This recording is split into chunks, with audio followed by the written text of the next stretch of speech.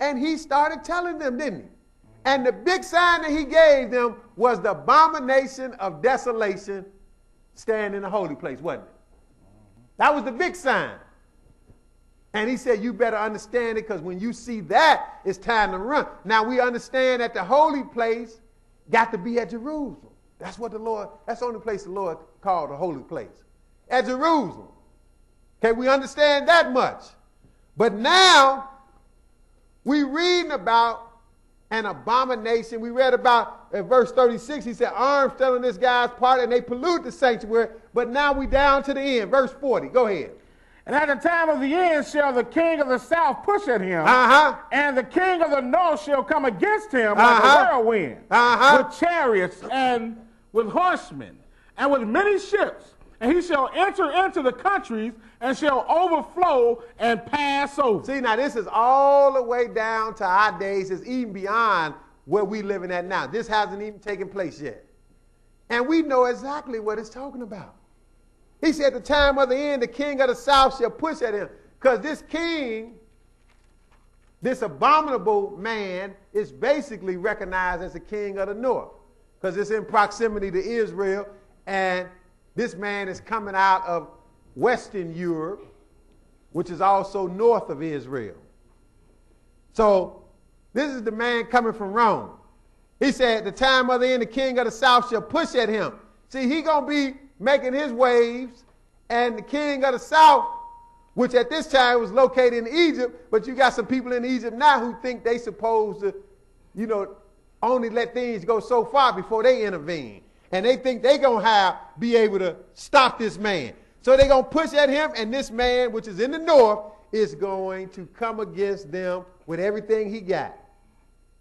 And he's going to enter in. But notice the important thing where he's going to enter into, because we're trying to identify the abomination of desolation standing in the holy place. That's what Jesus said we need to understand. And he said, Daniel spoke about it. Verse 41, where is he going to end up at? He shall enter also into the glorious land. Oh, there go the glorious land. See, this is the holy land. And the temple is the holy place in the holy land. He said he shall enter also into the glorious land. See, Antiochus did it back then. This is not talking about Antiochus Epiphanes. This is talking about in the end. Go ahead. And many countries shall be overthrown. Many countries shall be overthrown. Go ahead. But these shall escape out of his hand. Even Edom and Moab and the chief of the children of Ammon. See, notice the Lord let some countries escape. You know why these countries escape? Because if he blew these countries up, it wouldn't be no hiding place for God's people. See, this is the area of the wilderness right here, where God's people, if you look in the old days, in Deuteronomy, the 1st chapter, where Israel was on their way into the promised land, they was right in between all of these countries, Edom, Moab. They went by and they tried to even buy water for Edom. Edom wouldn't do it. They tried to, you know, ask them, can we pass through when they was on their way to the promised land? They said, no, you can't come through here. But this is the area. See, that's why when it get hot and heavy, God going to make sure don't nothing happen to this area. Because that's going to be the place to escape. That's why I say, and these shall escape out of his hand, Edom, Moab, and the chief children of Ammon. And we're going to see that he even talk about that later with Moab, about hiding his people. Because his people going to be right here at this time. Go ahead. And he shall stretch forth his hand also upon the country, and the land of Egypt shall not escape. Go ahead. But he shall have power over the treasures of gold and of silver, and over all the precious things of Egypt. And the Libyans and the Ethiopians shall be at his steps. See, this man going to be trying to conquer the whole world. This is the last-ditch effort of the Roman Empire conquering the whole world. They're going to be trying to do it. And he's going to be on his way. But see, the Lord got Russia on the outside of this. Russia not going to go along with it. They're not bowing down. So that's who he's going to hear from. Go ahead, 44. But tidings out of the east and out of the north shall trouble him. See, out of the northeast. See, it's really between northwest Europe and northeast Europe. Well, north is just in proximity to Israel anyway. But it's really between east and western Europe.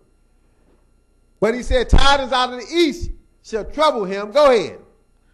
Tidings out of the east and out of the north shall trouble him. Therefore he shall go forth with great fury to destroy and utterly to make away many. He's trying to kill many. Now go ahead. And he shall plant the tabernacles of his palace between the seas and the glorious holy mountain. Oh, he's showing up in the glorious holy mountain. That's the holy place. Jerusalem is the holy city, and the holy place is there in the glorious holy mountain. Go ahead. Yet he shall come to his end, and none shall help him. See, but you might say, well, how I know this is the future? You know, how this could have been something that happened in the past, because I mentioned Antiochus Epiphanes. Yeah, Antiochus Epiphanes happened in the past, Antiochus. That happened in the past, but the Lord is taking you down to the end. Jesus told you, Daniel spoke about a time beyond his time in the end, when he make his second coming. So he got to be talking about it. So we're going to make sure, let's go right into the 12th chapter, because really wasn't no chapters when the Bible was first written, so it really is a continuation. Let's go right into the 12th chapter, and we're going to show you that this is the same time Jesus was talking about in Matthew 24. Go ahead. And at that time shall Michael stand up. And at that time, at what time? At where we left off at verse 45, right? And what happened at verse 45? It said, he shall plant the tabernacles of his palace between the seas, that's the people, in the glorious holy mount. So the man is ending up in Jerusalem, brothers and sisters. That's where the holy place is. Jesus said, when you see the abomination of desolation, this is an abominable thing for him to be doing. Taking over God's holy land and going to force people to worship falsehood, even in the temple that they're going to build there. He said he shall plant the tabernacles of his palace between the seas in the glorious holy mountain. So it said at that time, Michael shall stand up. Go ahead. The great prince which standeth for the children of thy people, and there shall be a time of trouble such as was